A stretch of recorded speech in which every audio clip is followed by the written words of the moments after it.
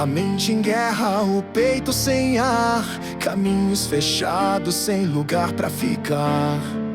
O tempo corria sem direção e o coração perdido em contradição. Mas num sonho branco ele apareceu, com voz serena me fortaleceu.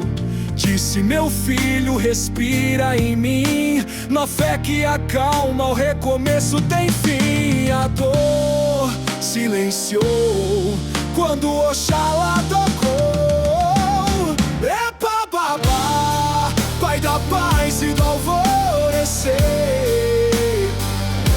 com tua luz me ensinou a renascer.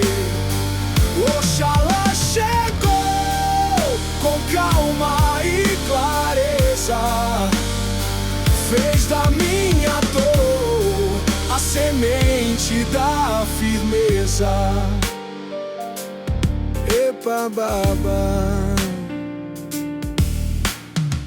lavou meu corpo com algodão, tirou o peso com suas mãos, fez da dúvida sabedoria e do medo apenas lembrança vazia. Hoje ando leve com fé no olhar, pois sei que Oxalá vai me guiar.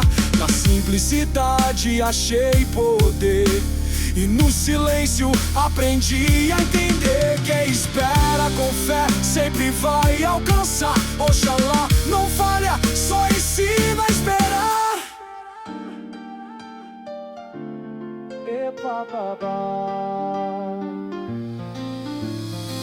Pai da paz e do alvorecer, com tua luz me ensinou a renascer.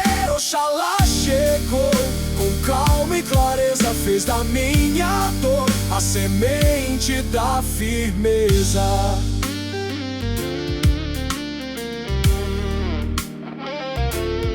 O Batalá, Pai da criação, na tua luz me encontrei então. Oxalá é clareza, Oxalá é perdão, Oxalá é a voz dentro do coração. Quando ele chega, tudo se alinha. Oxalá é raiz, é céu, é minha linha.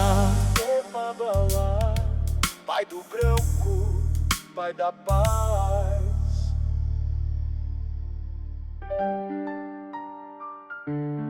Epa babá.